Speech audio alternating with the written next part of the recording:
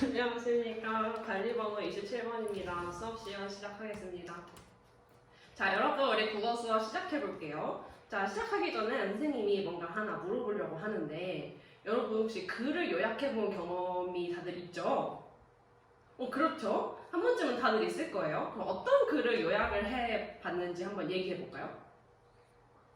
맞아요. 보통은 이제 우리 책을 읽고 그 내용에 대해서 독서 감상문 쓰고 요약하는 활동을 많이 해봤을 거예요. 아주 초등학교 때부터 많이 해봤을 텐데 어때요? 요약할 때 여러분 괜찮아요?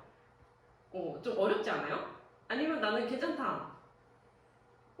굉장히 반응이 다각각인데 요약해보는 경험은 굉장히 많지만 사람마다 다를 것 같아요. 그러면은 그냥 요약을 하지 말고 그냥 긴 글을 읽을 때는 거기에서 중요한 내용을 찾을 때 어때요? 잘 찾으시나요? 더 괜찮다는 친구도 있고 아니라는 친구도 있고. 자, 중요한 내용을 찾는 거는 여러분 우리 독서 감상문 요약하게 할 때랑 비교할 때 어때요? 사실 본질은 똑같거든요. 우리가 독서 감상문 쓰고 요약할 때도 그 책에서 중요한 내용을 찾아야 되는 거고 긴 글을 읽을 때도 거기서 중요한 내용이 뭔지 파악하며 읽어야 되니까 찾는 것은 요약하기와 크게 다르지 않다. 그래서 우리는 오늘 요약하기를 어떻게 하면 잘 할 수 있는지 요약하기 규칙을 선생님이 설명을 해줄 거예요. 그리고 실제로 요약하기 활동을 한번 해보도록 하겠습니다. 일단 학습 목표를 써볼게요.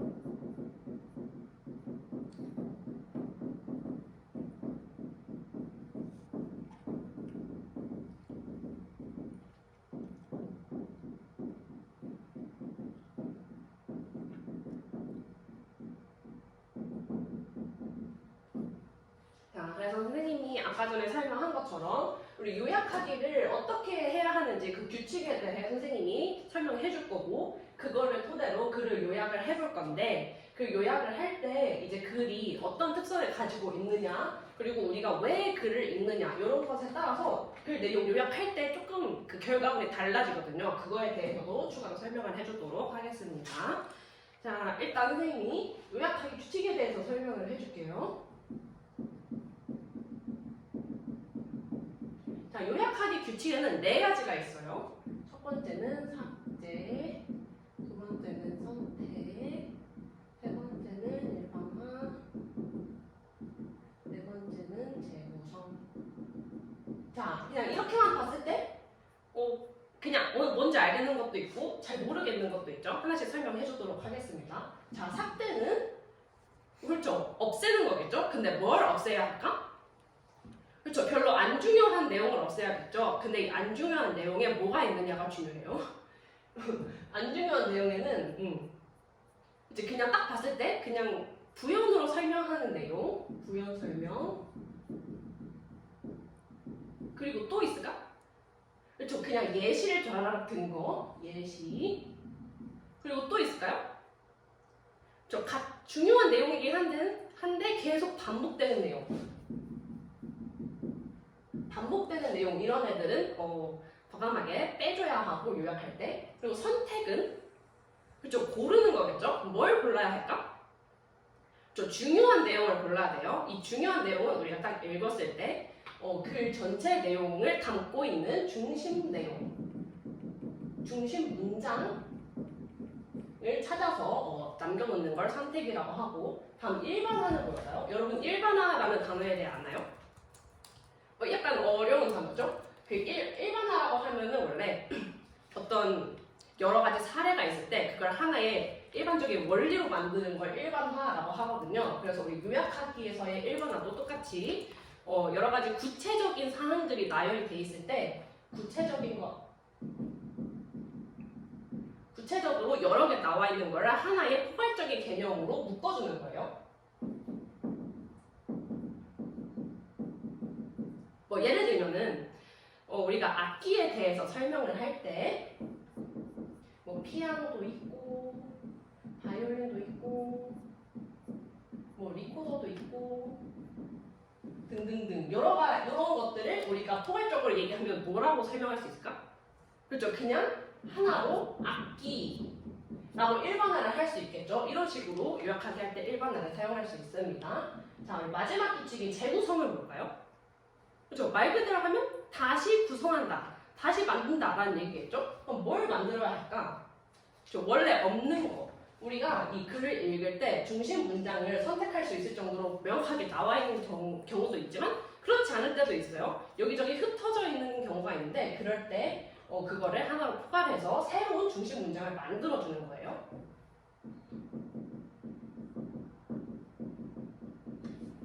중심 문장을 우리가 만들어준다. 자, 이렇게 요약하기 규칙을 우리가 살펴봤는데 이거를 활용해서 우리 자료 1에 보면은 언어의 변화라는 제목의 글이 있습니다. 요거를 읽고 요약하기 규칙을 사용해서 요약을 해볼 거예요. 일단 모둠별로 같이 읽어보고 그 밑에 학습 활동이 있습니다. 학습 활동에서 각 문단을 각 문단을 요약하면은 어떻게 요약할 수 있을지 거기 칸이 나와 있어요. 그 칸을 한번 채워보도록 하겠습니다. 자, 모둠별로 한번 시작해 보세요.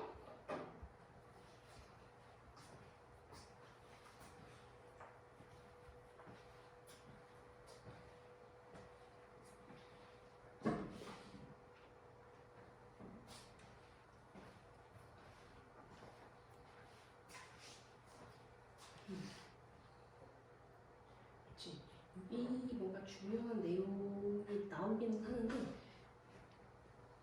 선택을 할 수 있는 문제가 있을까? 명확히 보이지는 않죠? 그러면 아까 선생님이 설명한 대로 새로 만들어줘야겠지? 한번 해보세요. 자, 여러분 다 된 것 같은데 우리 같이 확인을 해보도록 합시다. 자, 우리 첫 번째 문단을 볼게요. 첫 번째 문단에서는 혹시 어떻게 요약했는지 발표해줄 모둠 있을까요? 3모둠에서 발표해주겠대요. 그렇습니다.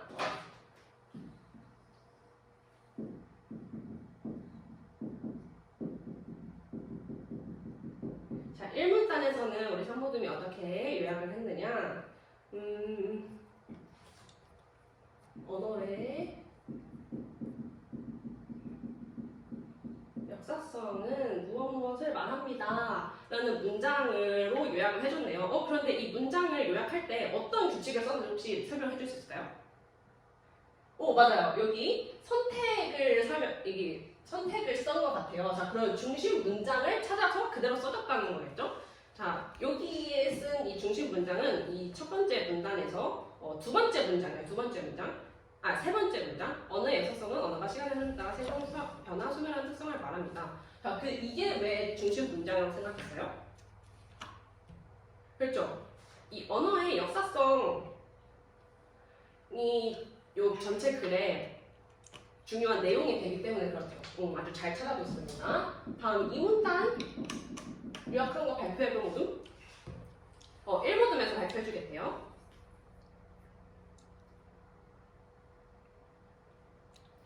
1모둠에서는 뭐라고 했냐?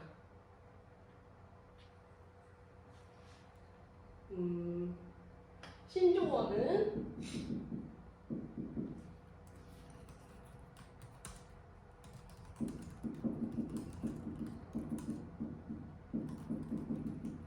사회성과 밀접한 관련이 있으며 시대 상황을 반영한다. 자, 그러면 이거 요약할 때 어떤 규칙을 썼죠? 삭제를 써준 것 같아요. 자, 삭제를 써서 그러면 어디를 삭제했죠? 그렇죠. 맨 첫 번째 문장, 이런 신조어입니다. 첫 번째 문장을 삭제했고, 그리고 신조어에 의미가 나오는데 거기도 삭제를 해줬대요. 좋습니다. 자, 3문단. 3문단은 그럼 어떻게 요약을 했을까? 3모둠에서 발표해주겠대요. 3모둠. 좋아요. 3모둠에서는 신조어를 만드는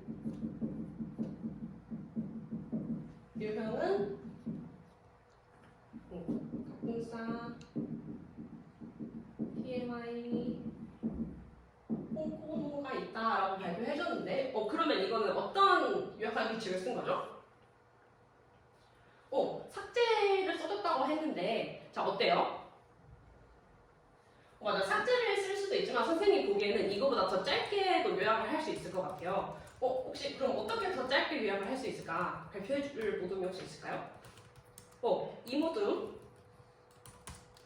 아, 그렇죠. 이 모둠에서 아주 냉철하게 잘 발표를 해줬는데, 자, 여기 보면은 갑분싸, TMI, 홍보노 다 줄임말이잖아요. 줄였는데 어떻게 줄였어?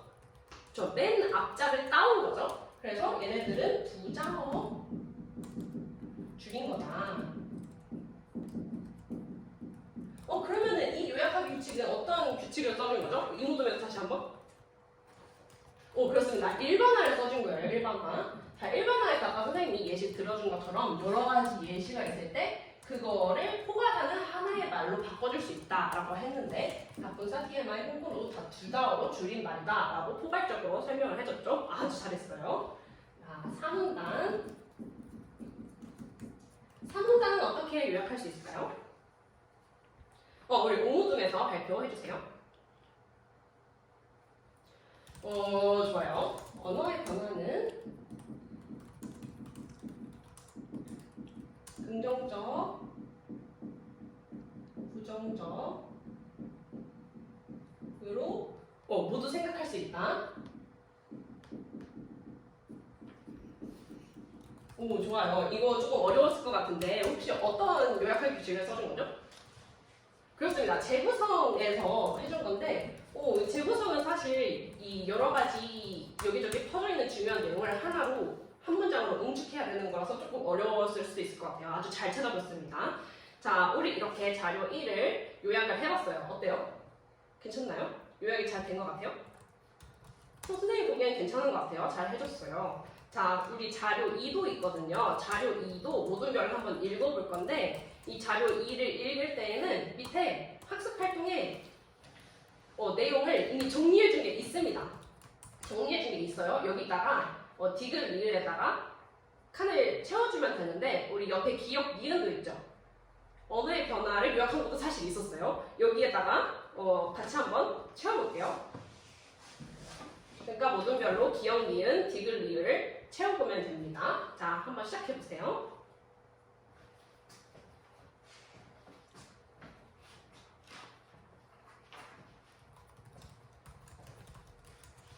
네, 이거 자체는 그렇게 어렵지 않았죠? 자, 기억에는 우리 어떤 내용이 들어갈까요? 특징, 또 특성, 그렇죠. 특징 또는 특성 하나 써주면 될 것 같고 니은에는 그렇죠. 예시, 사례, 요거 중에 하나 써주면 될 것 같고 자, 그럼 디귿 우리 자료 2번은 새로 읽는 거라 조금 시간이 걸렸을 것 같은데 어때요? 디귿에는 뭘 써줬어요? 민족의 얼도 우리말 등등등. 자, 민족의 얼하고 우리말은 다 여기 글에 나오는 말이었죠. 민족의 얼을 썼을 때는 우리가 이 단어를 선택한 거고 우리말이라고 했을 때는 그냥 우리가 생각해서 넣어준 거예요. 일반화를 했다고 볼 수 있을 것 같고 다음 리을은 그렇습니다. 한글에 대해서 제대로 교육할 필요가 있겠다. 자, 그러면은 이거 잘 다 채웠으니까 자료 1하고 자료 2에서 여러분 중심 내용 중요한 거 잘 파악하면서 읽고 있는 것 같은데 자, 우리가 봐야 할 점은 우리 자료 3에 요 칸 돼 있는 걸 보면은 어때요? 둘이 같은 비슷한 분량의 글인데 약간 모양이 다르게 돼 있죠. 언어의 변화는 처음, 중간, 끝으로 돼 있고 신조사항의 문제는 문제 상황 한 다음에 화살표 해가지고 해결 방법이 나와 있죠. 왜 이렇게 돼 있을까요? 왜 이렇게 다르게 해놨을까? 맞아요. 이 글이 구조가 다르기 때문이에요. 이 글이 어떻게 구성이 되어 있는지 얘가 어떤 방법으로 이것에 대해 설명하고 있는지가 다르게 짜여있기 때문에 여기서도 그림을 다르게 넣어준 건데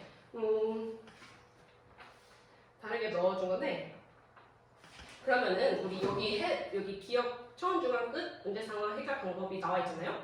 요거를 그래서 직접 문단에다가 써볼 거예요. 우리 문단 나누기 할 수 있죠. 요렇게 이렇게 하는 거 문단별로 나눈 다음에 요 각각 처음, 중간, 끝 문제 상황 해결 방법이 여기 중에 어디에 해당하는지 옆에다가 지금 간단히 적어보도록 할게요. 부분별로.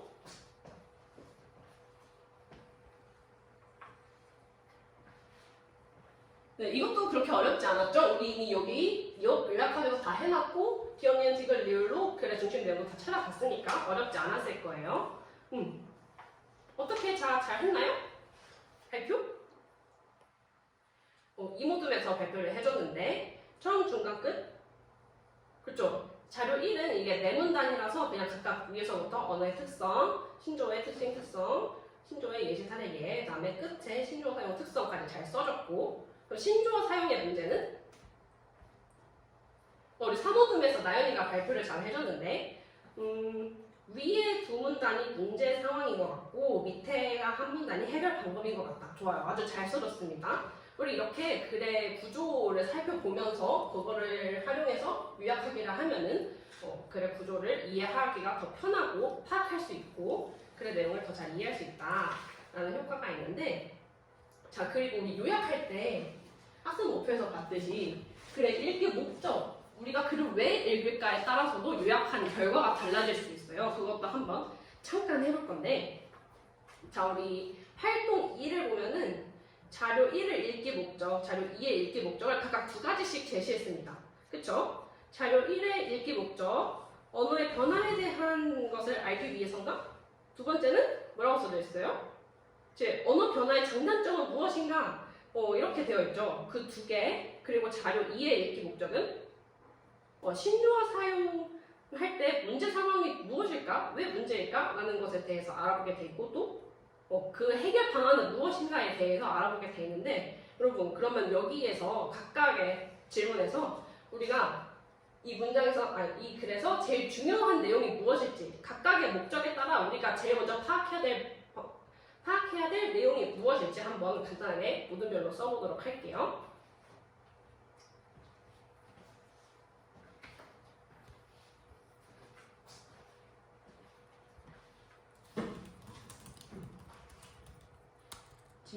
신조어 사용 문제가 무엇이냐? 그러면 문제 여기 아까 구조 나눈 거에서 문제 상황 여기에 집중적으로 나와있겠지? 여기에서 중요한 내용 아까 골라 써줬으니까 거기에서 한번 찾아서 써보시면 될 것 같아요. 오 맞아 여기. 오 잘 찾았네. 좋아요. 자 여러분 다 잘 해봤죠? 자, 언어의 변화에 대한 정보를 획득한다. 자료 1에서. 그럼 언어의 변화에 대한 정보를 획득하는 목적으로 글을 읽을 때 어디가 제일 중요할까요? 제 언어의 변화란 무엇인가 정의가 나온 부분 제일 위쪽에 또 있을까요?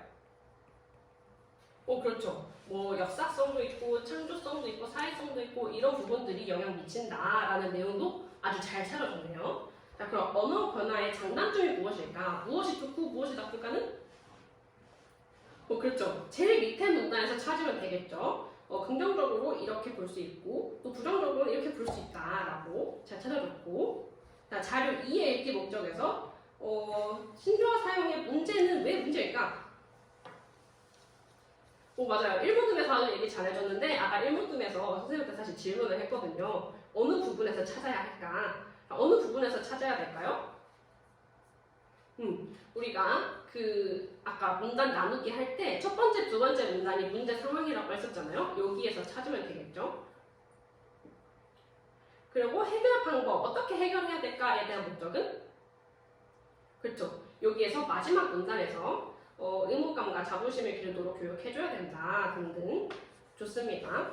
자, 우리가 지금까지 요약을 이렇게 해봤는데 우리 요약할 때 여러분 어땠어요? 그냥 읽을 때랑 글을 요약하면서 읽을 때랑 어떤 차이가 있죠?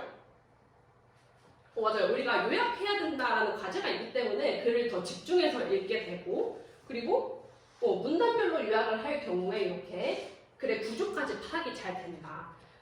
좋습니다. 아주 설명 잘 해줬어요. 이상입니다.